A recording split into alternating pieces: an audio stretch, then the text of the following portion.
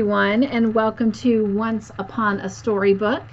My name is Cynthia with Cynthia's Joyful Creations, and we have been spending time over the last year looking at angel stories from the book of In the Arms of Angels, which are true heavenly stories about angels from the author Joan Wester Anderson.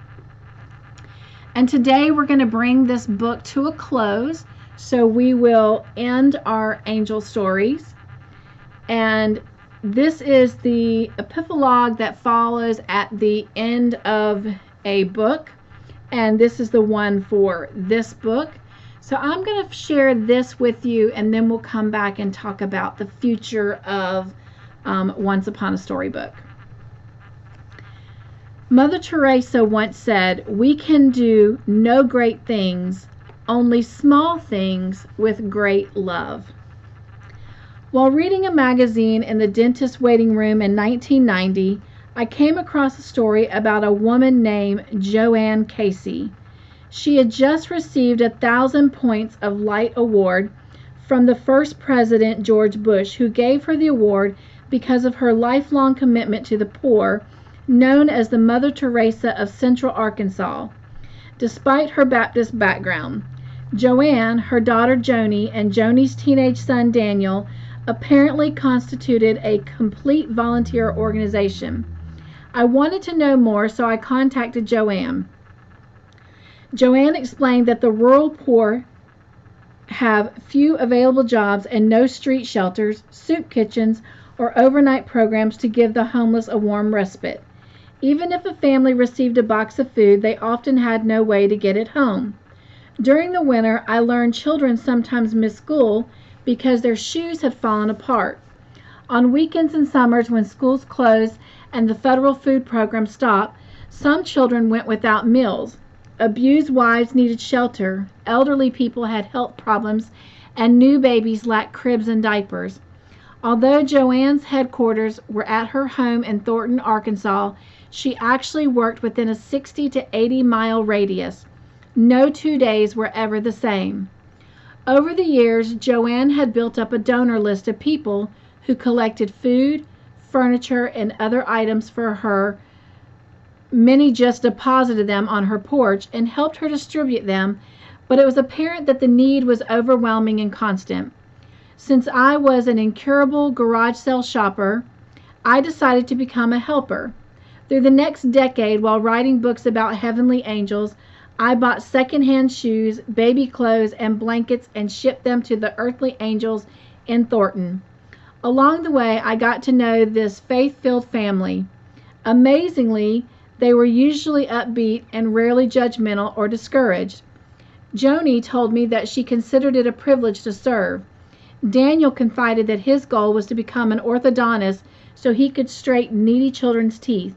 Even when Joanne suffered a stroke, she pushed herself to regain her energy, and it was an inspiring connection for me.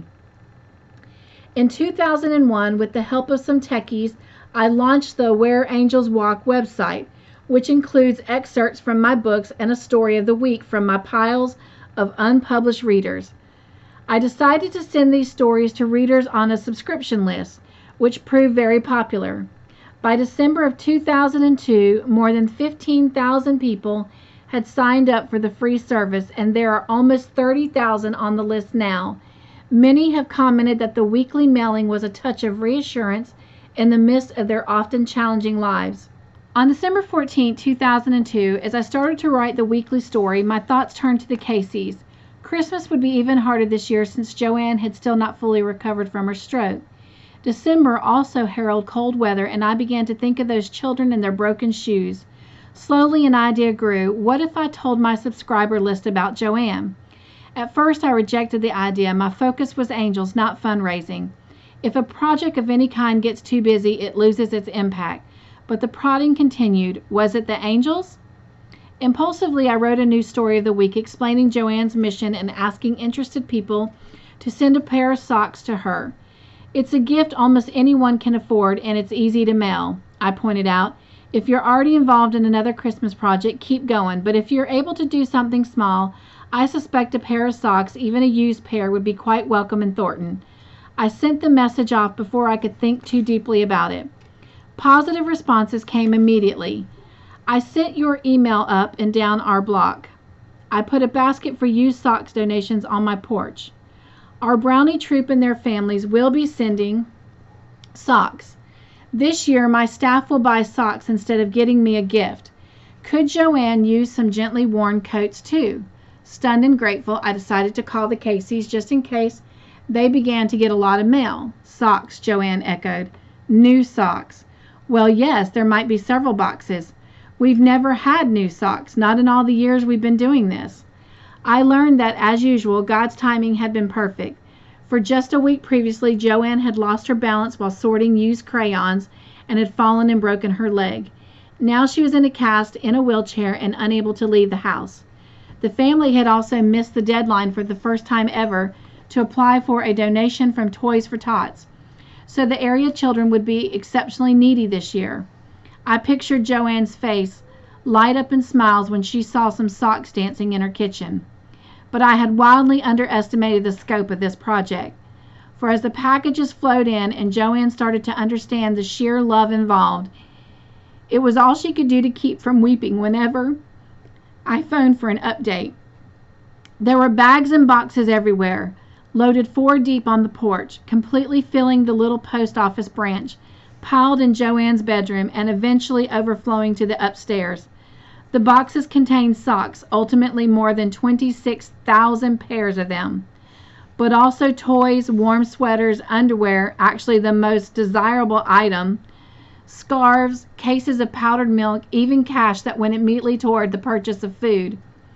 A youth group from Elk Grove Village, Illinois, collected an entire truckload of goods, including, at the last minute, 2 sacks of toys.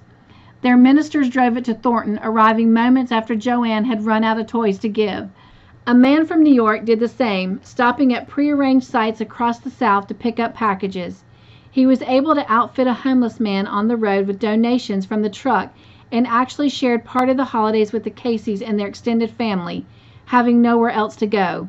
He said, "It was my best Christmas ever." A high school student council in Brooklyn ran a sock and gift collection, and a group of Louisiana senior citizens made hundreds of Christmas stockings filled with treats. Employees of large corporations sent samples of their products. People from 6 countries contributed, including a family from Uganda, itself a poverty-stricken country. From her wheelchair, Joanne unwrapped, sorted, worked the phone, and set up deliveries, aided by the Boy Scouts in the area. At one house in the hills, helpers left a food basket. Later, the mother walked almost a mile to a payphone and spent 35 precious cents to phone Joanne and notify her that someone had made a mistake and included several pairs of brand new socks along with the food. It was no mistake, Joanne assured her, and explained where the socks had come from. The woman broke down and wept. Her children had never owned socks. Except for 1,000 pairs set aside for Christmas 2003, all the socks and other items were given away by the end of January.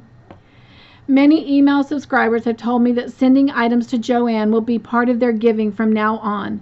But there is a greater lesson to be learned from the startling event, the one we have been discussing all through this book. In Joanne Casey's eyes and in the eyes of those who reached out to her, the socks were not only a gift but a symbol of love, a reminder that she is not alone in her work, that others care and are willing to support her. However humble the socks were, a message of comfort. Encouraged by the angels? Certainly, given all the prodding so many probably experience, but put into action by people. Angels may whisper to us frequently, but unless we adopt an attitude of listening, of risking, and of doing, life will not change, not for us or those around us. When people are more like angels, earth will be more like heaven, one sage pointed out. And she is right. No matter what episodes lie hidden in our murky future, there is no need for fear, for we have today those rich and precious hours laden with potential. One hug, one whispered prayer, one blessing, and even one pair of socks can transform the world. God and his angels will help us do it. All we have to do is say yes. And this is how I kind of feel about what we did on this channel with Butterfly Kisses for Alex, and as we are doing currently in Joy Hugs for Chase. And if you've not had an opportunity to make a beanie hat for Chase, and you want to make one, he's a 4-year-old little boy who has leukemia, and due to chemo, he is losing his hair. And I will be more than happy to email you and provide you an address of where to send that if you want to participate in that. As we close out our angel stories with our Once Upon a Storybook series on angels, I've got some information from the stories that we've shared throughout this book for those of you that want to do more follow-up on your own. And let me turn over to those pages. Let's see.